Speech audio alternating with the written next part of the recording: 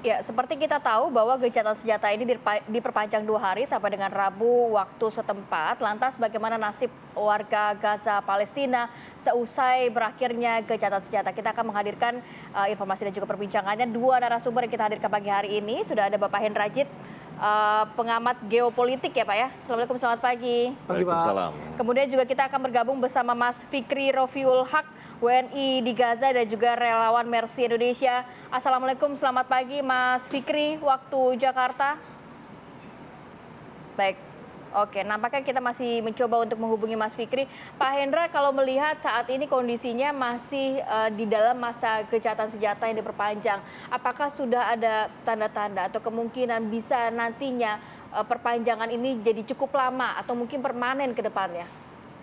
Iya, ini nggak bisa dilepaskan dari serangan waktu 7 Oktober ya. Ya. Yang sebetulnya ini kan nggak bisa dibilang harus lihat dalam satu tarikan napas. Warga Gaza ini kan pertama merupakan pengusiran tahun 48 yang itu partisi pembelahan Palestina, Yahudi dan Arab. Lalu 67 yang waktu itu perang Arab Israel yang lebih skopnya luas, dan blokade 2006 gitu. Nah, ini yang sebetulnya memicu serangan Hamas yang kalau kita analogikan ke Indonesia itu persis sebetulnya serangan umum 1 Maret 49 waktu Pak Harto masih letkol dulu. Dan itu sebetulnya secara militer memang terbatas, tapi itu memberi image ke dunia internasional bahwa masih utuh, masih eksis, dan itu sebenarnya sudah dasar yang untuk lebih kuat untuk dikembangkan ke arah selain ini tragedi kemanusiaan, bahkan Pak Ibu Menlu menyebutnya bencana kemanusiaan. Tapi seharusnya merasa gencatan senjata entah diperpanjang atau ini harusnya diimbangi dengan politik diplomasi yang sebenarnya bisa menjadi momentum. Saat ini pertama ada perkembangan global yang menarik nih, di mana melalui mediasi Cina, Iran dan Arab Saudi yang selama ini nggak kebayang sebagai rekonsiliasi bisa terjadi. Dan ini kan momentum. Sementara yang terlibat dalam ini bukan hanya Hamas, tapi Hizbullah dan tentu saja Iran yang memang kalau tidak di bantuan dua ini mungkin sudah terusir ke Mesir semua warga Gaza yang memang itu tujuan Arab Yahudi tahun 50-an. Nah, ini yang sebetulnya momentum gencatan senjata seharusnya kalau ada pikiran terpadu ya antara serangan militer dan ini efektif, bukan hanya Hamas tapi ada yang namanya Al-Muqawamah. Itu yang semacam Arm Brigade, Al-Qassam Brigade. Itu luas, nggak hanya sekedar Hamas di lingkup Palestina, tapi juga lintas negara. Ada yang dari Irak, dari Yaman, dari beberapa negara, bahkan juga Irak gitu.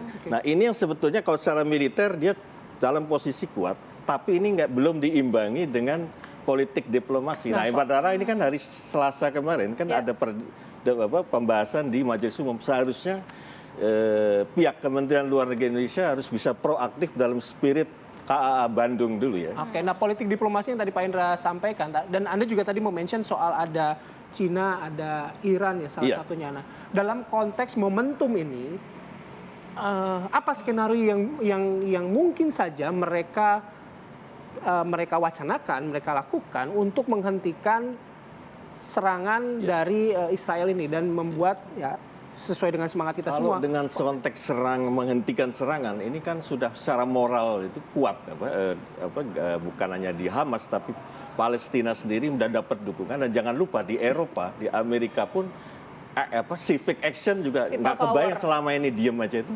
bergerak. Malah kelihatan antara Yahudi yang memang tulen yang sebetulnya bukan Zionis itu yang membela, tidak hanya Noam Chomsky misalnya. Nah, itu artinya satu gambaran dalam kondisi objektif yang diuntungkan. Jadi selain global juga secara moral outcry dikembangkan, dan perkembangan antara Saudi Iran itu yang sudah rekonsiliasi itu bisa menjadi dasar untuk mengembalikan kepada keperundingan, politik perundingan. Nah, apa politik perundingan tadi Mas Bayu katakan itu, yaitu kita harus kembalikan cara tidak adil yang sebenarnya ini bukan Israel yang sebetulnya ini Inggris, karena ketika Perang Dunia Pertama, dalam Perang Dunia Pertama pun dua, dia Inggris itu gimana caranya dia tetap dominan di Timur Tengah tapi dia ada politik adu domba gitu. Nah, Israel ini kayak pohon kaktus di tengah pohon pinang. Yang Arab ini ibaratnya pohon pinang. Nah, Israel ini kayak pohon kaktus. Nah, dia memang dipelihara di situ.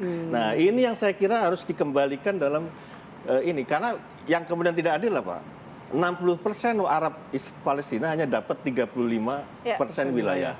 Sementara yang Yahudi sebaliknya gitu. Dan bahkan saat ini 95% sudah di. Nah, apalagi sebenarnya bukan hanya di sekarang, tapi dari sejak sebelum partition itu tahun 47 ya di PBB itu sudah di gelombang imigrasi yang sebenarnya diaspora yang bukan warga Yahudi asli di Palestina itu didorong.